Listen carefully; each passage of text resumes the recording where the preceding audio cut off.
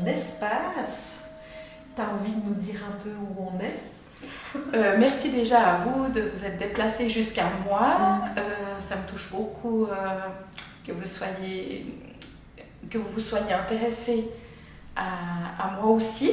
En fait, mon espace, c'est mon salon de coiffure, donc Air Design Coiffure à Bulle. Je suis coiffeuse depuis 1994 et à mon compte depuis 2008. Et puis, c'est mon espace où je travaille tous les jours, où je fais un métier qui me passionne depuis des années, au fait, où j'aime rendre les gens beaux. Aller retirer des gens la meilleure partie d'eux-mêmes, leur faire plaisir, les rendre beaux. On peut faire ressortir leur beauté intérieure. Oui, exactement. C'est vrai que la beauté extérieure, la coiffure, elle a été longtemps, et c'est encore un monde très esthétique sur la beauté extérieure.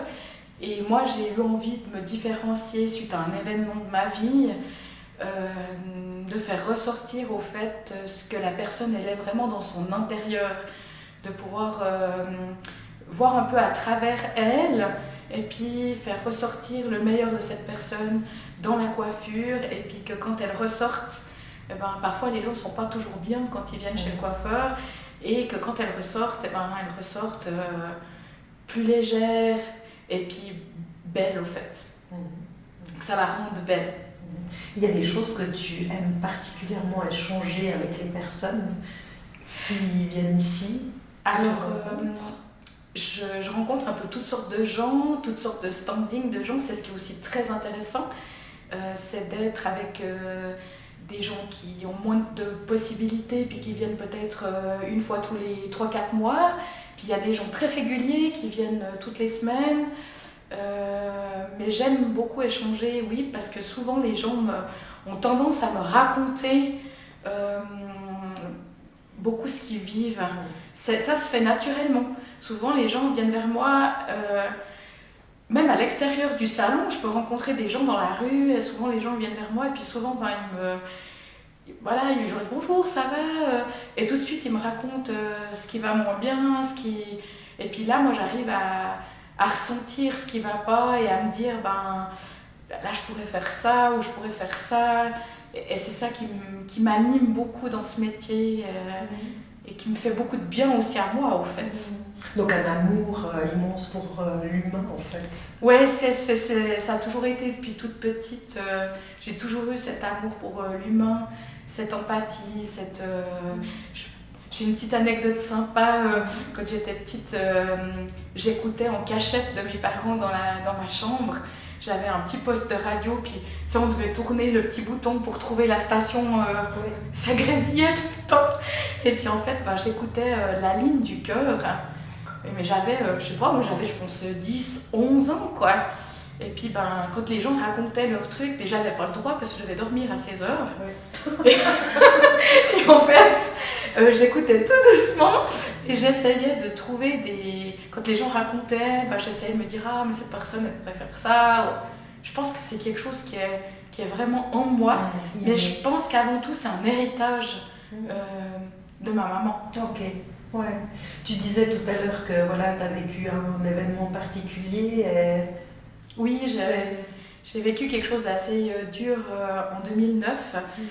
Ma maman est décédée dans un accident, et ça a chamboulé toute ma vie en fait. Ça a ouvert des voies, des portes aussi, ça a chamboulé l'intérieur, mais ça t'a connecté à des nouveaux espaces. Oui, ça a chamboulé tout mon intérieur. J'ai toujours été quelqu'un d'hypersensible, mais là, ma sensibilité a été très très exacerbée. Et en fait, j'étais très fusionnelle avec ma maman. Donc j'ai dû trouver un moyen de survivre ou de vivre à ça. C'était un accident très tragique, donc j'ai perdu ma grand-mère. Et quand on enterrait ma grand-mère, ma maman s'est recueillie sur la tombe de ma grand-mère, donc paternelle. Et en fait, elle a été shootée par un véhicule sur la chaussée en se rendant au cimetière. Donc je venais de perdre ma grand-mère. Et ma mère derrière, ça a été un tsunami émotionnel incroyable. Et puis suite à ça, j'avais envie de lui rendre hommage, j'avais envie qu'elle soit fière de moi. J'ai voulu mettre en lumière toute cette hypersensibilité qui était pour moi longtemps difficile à gérer. Et j'ai voulu la mettre au service, entre guillemets, de l'humain et d'en faire une force plutôt que d'en faire une dépression ou de tomber dans quelque chose de vraiment négatif. En tout cas, merci de partager ça devant des caméras, exposer toute cette vulnérabilité, cette émotion, etc., qui est touchante et qui est palpable, et en même temps d'en saisir justement le cadeau de ce que ça t'a apporté, et puis de faire émerger, au fait, en plus, tu racontais l'anecdote enfant de qui tu es véritablement à l'intérieur de toi, quoi. Oui, c'est ça. Je pense que j'ai toujours été comme ça. Et après, c'est vrai que la vie, surtout dans le monde de la coiffure, on est un peu dans notre truc, on y va, on avance, on se pose pas trop de questions. Et puis, quand maman était plus là, tout ça ressort. Et puis, qu'est-ce que je fais de tout ça, au fait? Parce qu'au départ, c'est une espèce de cadeau empoisonné, si je peux dire comme ça. Et puis après, mon Dieu, mais qu'est-ce que je fais de tout ça? Puis petit à petit, j'ai changé ma manière de travailler, j'ai changé mes produits, j'ai changé mon approche. Et puis en fait, j'ai décidé de servir cette hypersensibilité, de la mettre au service des gens dans le milieu professionnel, quoi. Et je le fais aussi avec la formation professionnelle, en essayant d'apporter ce côté humain aussi envers les jeunes, peut-être pour leur donner, vu que j'ai pas d'enfants non plus, j'essaie de aussi montrer que c'est pas une faiblesse, mais que c'est une force, et peut-être que d'enseigner, de mener le monde en avant avec d'autres valeurs qui sont pas l'intérêt et puis ce qu'on voit actuellement dans le monde, voilà. Et puis, ça a aussi développé ta créativité, tu peux nous expliquer un peu, nous dire, si tu as envie, bien sûr, oui, bien sûr, tu es toujours libre, oui. Qu'est-ce que ça t'a amené, ou qu'est-ce que tu as découvert de nouveau, en fait? J'ai toujours aimé beaucoup dessiner. D'ailleurs, je retrouvais dans une armoire un cartable de quand j'étais en primaire. Et j'avais déjà fait de beaux dessins, mais ils étaient rangés, je ne les regardais pas, je ne les utilisais pas. Et puis, pour gérer toute cette émotion, justement, ce paquet émotionnel, j'avais des alternatives plus simples, qui étaient de prendre peut-être des médicaments pour anéantir cette émotion qui me prenait, ou alors j'ai choisi l'option de peindre, de mettre ça sur des toiles, ce que je ressentais, de le déposer sur de la toile avec de la couleur. J'ai fait des découpages aussi, et pour essayer de faire ressortir ce qui était dans mon inconscient qui ne sortait pas. Je me suis fait un peu de l'auto-guérison, si on peut dire comme ça. Et puis de là, j'ai découvert que j'aimais peindre. Et puis voilà, j'ai fait quelques tableaux à des moments différents de ma vie, en fonction de ce qui émergeait de moi, en fait. En laissant sortir et plus garder dedans. En laissant sortir, voilà, et ne plus garder à l'intérieur. Voilà. Et puis, tu m'as confié que tu aimes tellement l'humain et tu œuvres aussi dans d'autres milieux, essentiellement Caritas. Oui, c'est quelque chose qui me tenait aussi à cœur.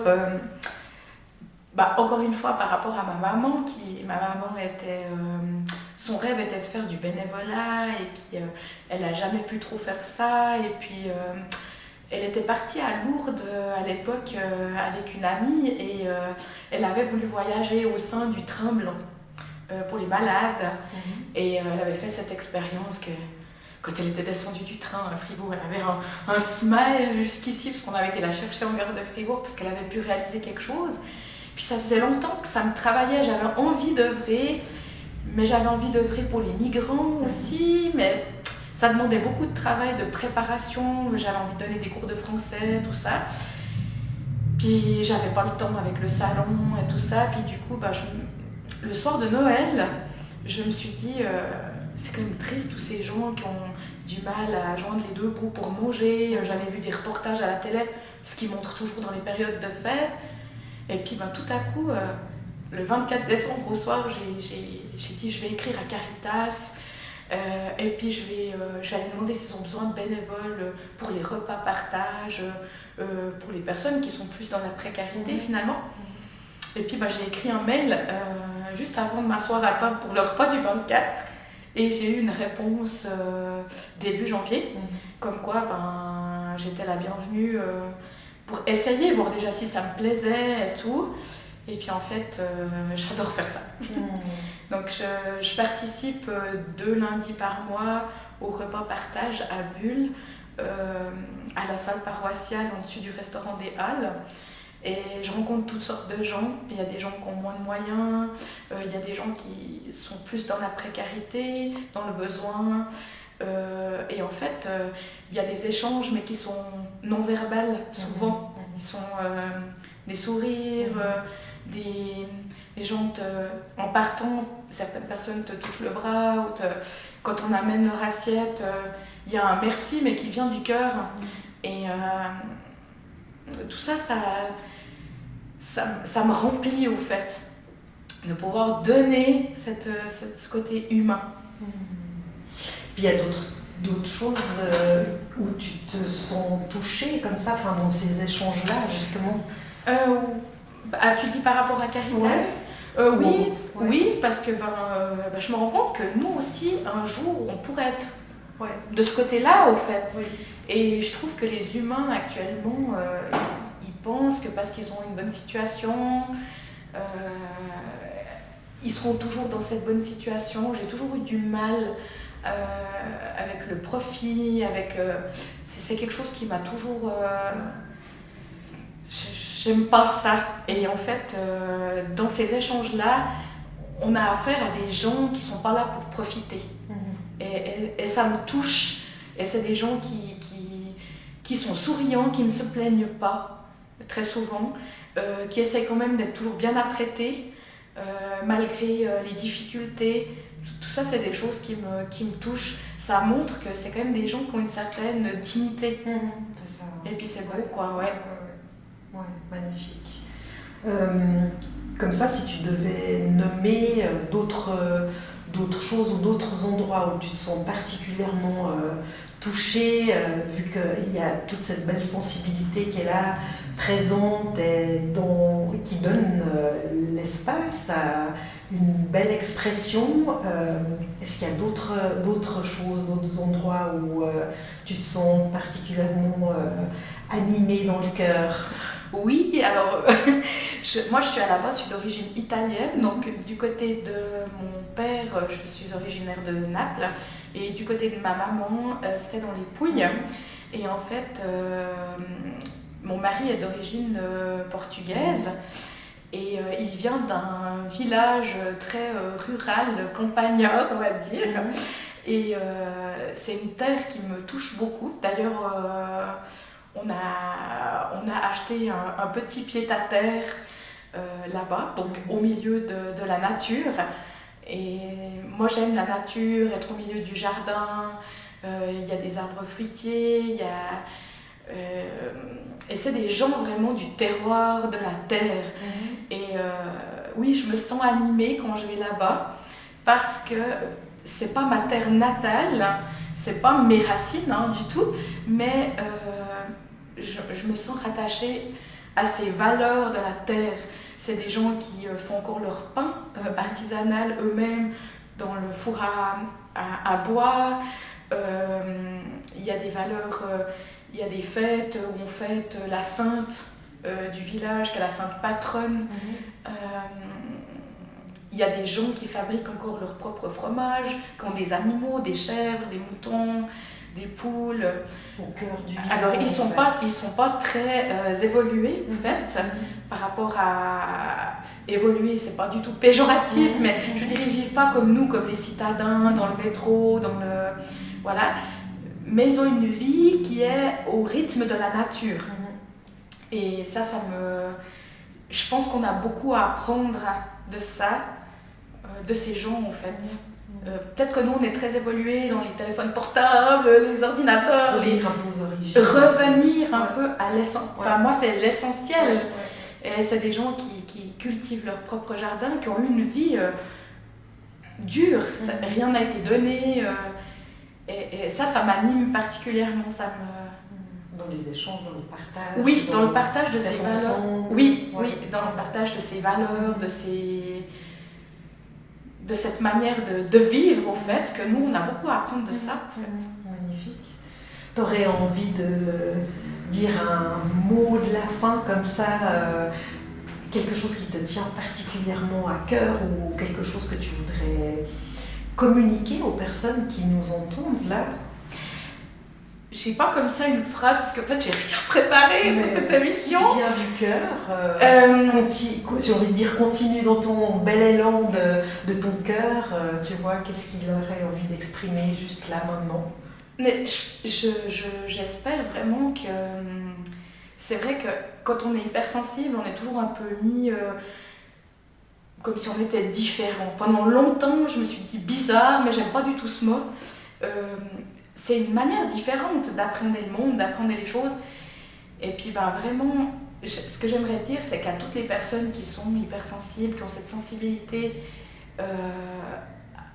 à plein de choses, que ce soit à l'énergie, à l'humain, enfin à la terre, et puis qui sont un peu mal dans leur peau parce qu'ils ne trouvent pas forcément leur place dans ce monde qui est un peu pré-guerre, animal, je dirais, qu'en fait il faut en faire une force et surtout être fier de ce qu'on est, même si on n'est pas dans la majorité, mais je pense que plus on diffusera cette empathie envers l'humain, parce que finalement c'est ce que l'humain recherche, l'empathie, l'écoute, cet amour, ce qui vient du cœur, mais en même temps il est très égoïste, donc c'est très paradoxal, et qu'on continue de semer ces petites graines qui font qu'en donnant l'exemple, on espère que dans 1000 ans, ou on espère avoir un enfant, qu'on ait un monde avec un peu plus équilibré,